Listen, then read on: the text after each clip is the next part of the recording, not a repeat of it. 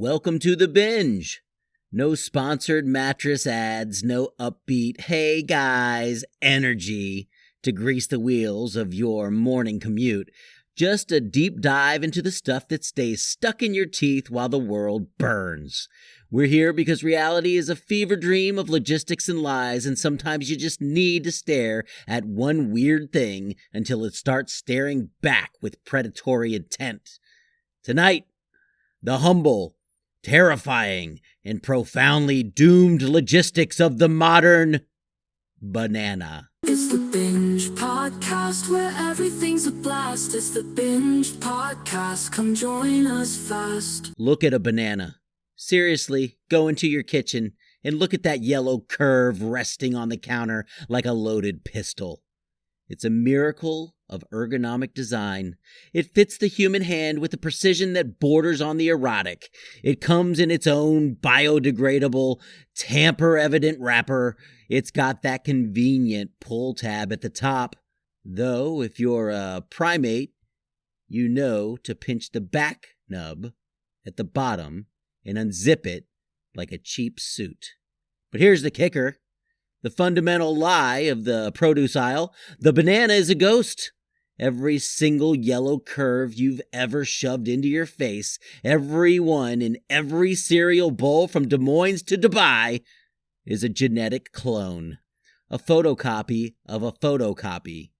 They are all the same plant. We are eating a singular, multi-billion copy edition of a sterile, mutant fruit that is currently sprinting towards extinction because it has the immune system of a Victorian orphan.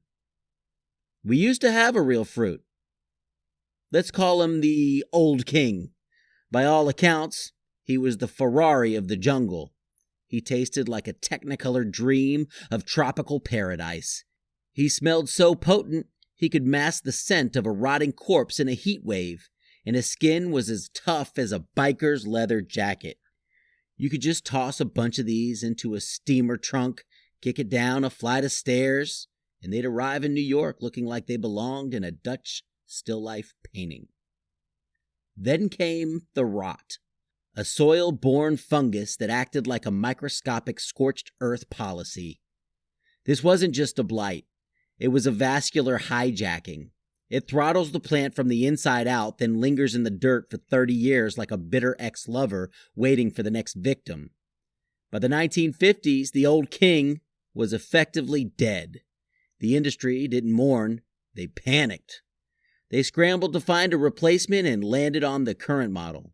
A bland, fragile, structurally inferior substitute that tastes like damp cardboard and existential dread by comparison. But hey, it was immune to the rot. So, we paved the world with it. We built a global empire on a fruit that we don't even particularly like just because it refused to die on schedule. There is a specific clinical coldness to how we move these things. It's a precision operation that would make a cartel hitman weep. Thousands of refrigerated containers, reefers, pulsing with a precise, suffocating cocktail of ethylene, gas, and nitrogen. We have engineered a global supply chain to trick a tropical berry into thinking it's still on the tree while it's actually in the middle of the Atlantic in a steel box surrounded by darkness and salt. It's a heist movie played out in slow motion across the high seas. See, this fruit is climacteric. That's a fancy botanical term for a fruit that has a midlife crisis involving a massive spike in respiration. If you leave them to their own devices, they ripen all at once, turn into a pile of fragrant alcoholic mush, and attract every fruit fly in a 5-mile radius. So, we intervene with the heavy hand of God. We harvest them green, so green they're basically structural timber. And we put them into a chemically induced coma. We drop the temperature to exactly 58 degrees Fahrenheit. Any colder and they get chilled, their cells collapsing into a gray, unappetizing sludge that looks like something harvested from a heavy smoker's lung. Any warmer and they'd wake up too early and start screaming chemically at their neighbors. The boats are floating cathedrals of stasis. We scrub the air of CO2, we monitor the oxygen levels like we're keeping an astronaut alive on the way to a dead moon. Then, the moment they hit a distribution center in some gray port city, we gas them. We flood the ripening rooms with ethylene, the plant world's version of a heavy-duty alarm clock, and force them to turn yellow on a deadline. It's not growth.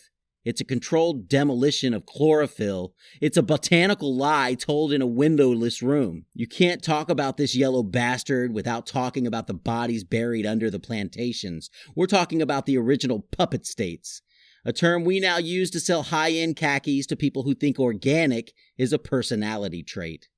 In the early 20th century, the fruit giants didn't just grow produce, they overthrew governments.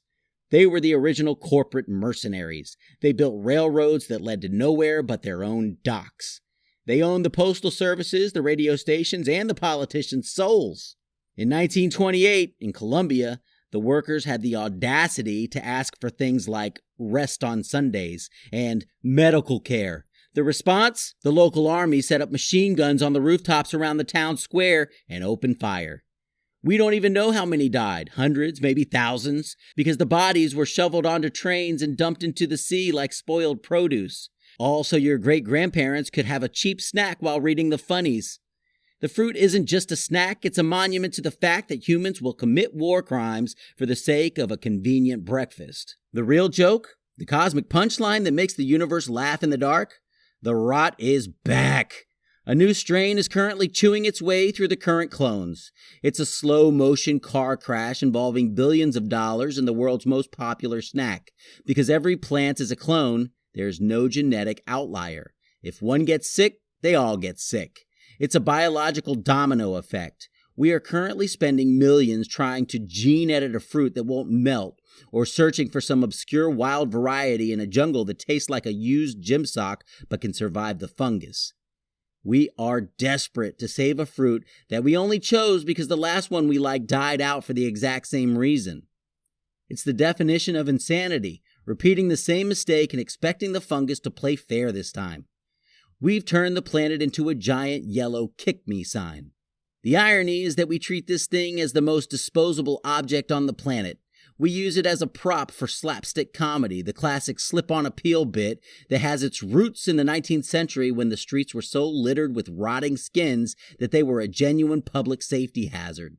We leave the peels to turn into black slime in the trash, ignoring the fact that we've basically terraformed the tropics to make them exist. But really, it's a testament to our obsession with control. We found a plant we liked, we forced it to stop having sex. They are seedless, sterile mutants, for those keeping track, and then we cloned it until it covered the hemisphere.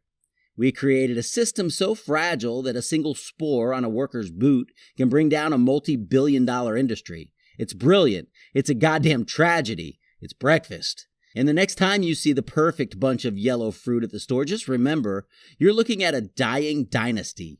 Enjoy it while you can, before we're forced to switch to something even worse, like a genetically modified turnip that tastes like tropical breeze and existential regret.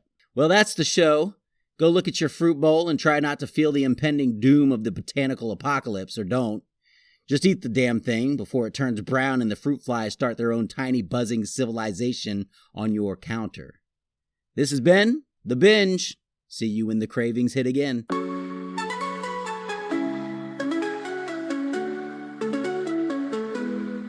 Tuning right now, got stories to tell, from the small to the grand, all under one spell. We talk about this, we laugh about that, from the strange to the bliss. Get ready to chat. It's the Binge Podcast, where everything's a blast. It's the Binge Podcast, come join us fast.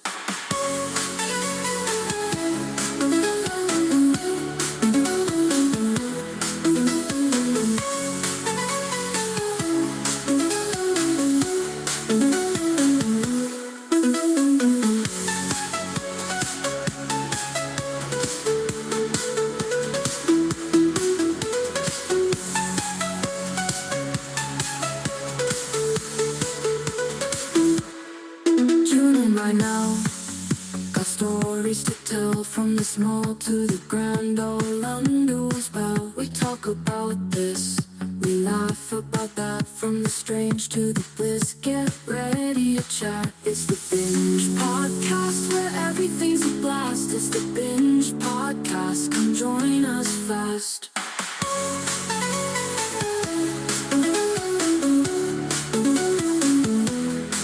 It's the Binge Podcast, where everything's a blast. It's the Binge Podcast, come join us fast.